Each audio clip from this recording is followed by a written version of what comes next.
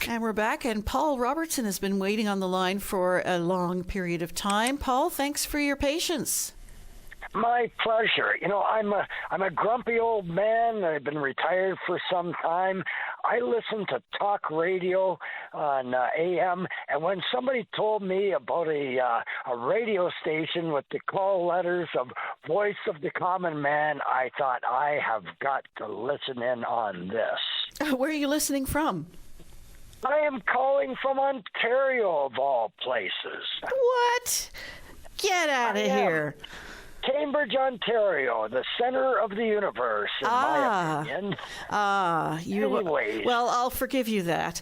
But that whole moniker VOCM, of course, that predates Confederation, because we had our own call letters prior to Confederation with Canada, and so we were allowed to keep those, any radio station that happened to be in operation at the time during the as part of the terms of union.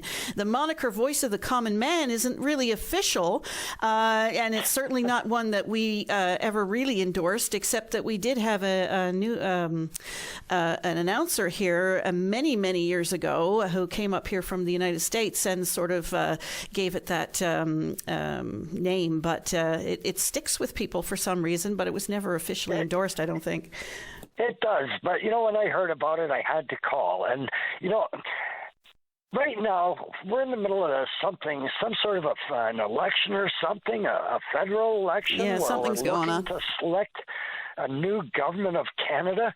And then, you know, I have some concerns. I look at the polls, and I just don't understand. 24 days ago, this Mark Carney fella opened his first campaign stop, and of all places, the St. John's Convention Center. And the first thing that he did was ordered the police to lock the doors and keep the fishermen out because he didn't want to deal with them. You know, I see the Atlantic provinces, amongst other areas, the polls are saying they're all going liberal. I can't understand how somebody could support a prime minister that locks out the fishermen in Newfoundland. And then he turns around and, being a green politician, he's going to keep all our oil and gas in the ground. No pipelines for Canada, no exporting our gas and oil to other countries. He's going to keep it in the ground. He's going to shut down the Alberta oil sands. He's going to shut down drilling and everything all across Canada. Okay? So I'll mark you down as doubtful. Pardon me? I'll mark you down as doubtful. Yeah, and then, you know, back a little while ago, I was at the Toronto Sportsman Show, and I picked up some brochures. One of the things what I was planning on doing was a trip to Newfoundland this fall to go moose hunting, because here in Ontario, the odds of me ever getting another moose tag in my lifetime are pretty slim. So I thought they had some great opportunities to go hunting in Newfoundland. But now I'm wondering if, come the fall, will I even have a gun left to hunt?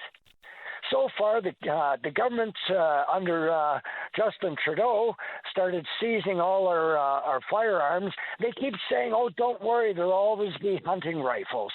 So you lose one gun, you go and you get another gun. You lose that gun, and it's locked up in the safe now. I'm not following you, though, on the whole notion of seizing your guns. I'm not getting that. The Liberal policy is that they are going to take every single firearm from legal, law-abiding gun owners. They don't seem to be too concerned about taking firearms from the criminals, at least not in here in Ontario, where gun crime is just rampant. But it's all illegal guns smuggled in from the States. Yeah, but firearms aren't part of that. For hunting purposes, if you have a proper license for it. I have all the licenses. I've taken all the courses, everything. I am a legal firearms owner, and yet the Liberal government is attacking me, while the criminals, it's a catch and release thing. Have you had any firearms taken from you? They're locked away in the safe because I cannot take them out of the house pending a so-called buyback. I don't know how the government can claim that they're buying back my guns. I never got them from them. It's a seizure of our firearms. Well, they're going to say, well, we're going to give you a token amount. So you can't go out hunting?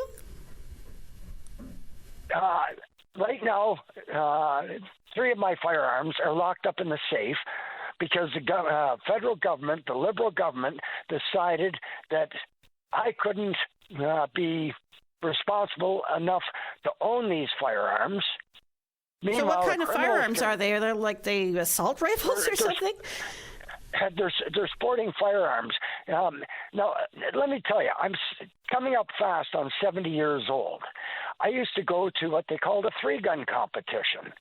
And it was a rifle, shotgun, and handgun. And it was an active thing. You moved around, you shot targets. These are clay targets, or paper targets, they're bowling pins, or metal plates.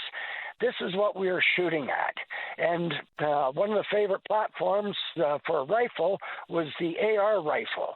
Now, people think that AR stands for assault rifle. It does not. It's Armalite Rifle. It was the original company that designed the firearm.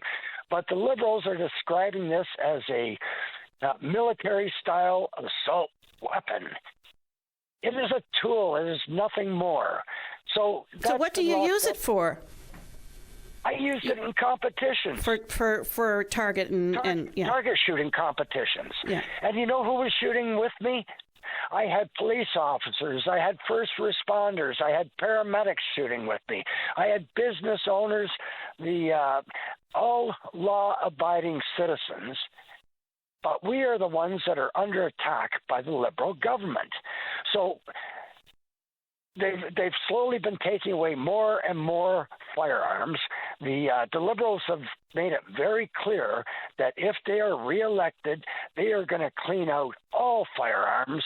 If I want to go moose hunting in Newfoundland come this fall, I'm going to have to bring along a sharp stick because that's the only thing.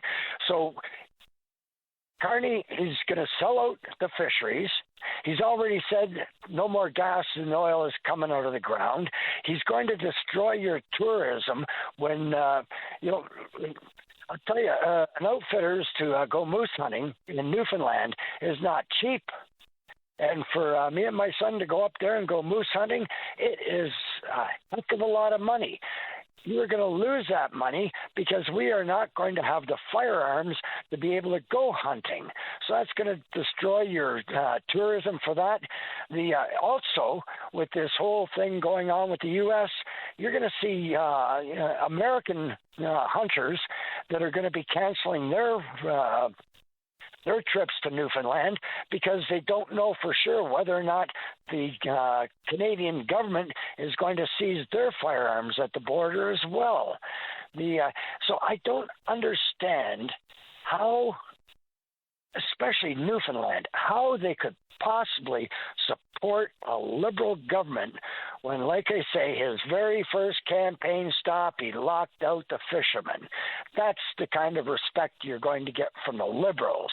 Absolutely nothing for Newfoundland or the East Coast. He's going to concentrate all his goodies in Quebec, probably Ontario as well. But I'll tell you, they say as a boomer, I have to vote for the Liberals. They've got this idea that anybody over a certain age has to vote Liberal. I have never voted Liberal in my life. All my friends around me are, of course, around my age as well. Not one of them is going to be voting Liberal. They are going to be voting Conservative. They're going to be voting for somebody who is going to respect respect Canadians, not somebody who's going to talk down to them.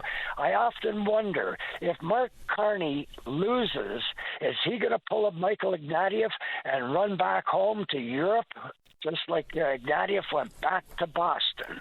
All right, Paul, we're going to leave it there because I have another election call that I want to get on before the break in another minute or so. But I really appreciate your call this morning, Paul. Thank you very much. I appreciate you taking my call. And just remember, people, a conservative government will be there for you. A liberal government is there for their own pockets. Enjoy your time in Kitchener, Ontario. Thanks very much, Paul.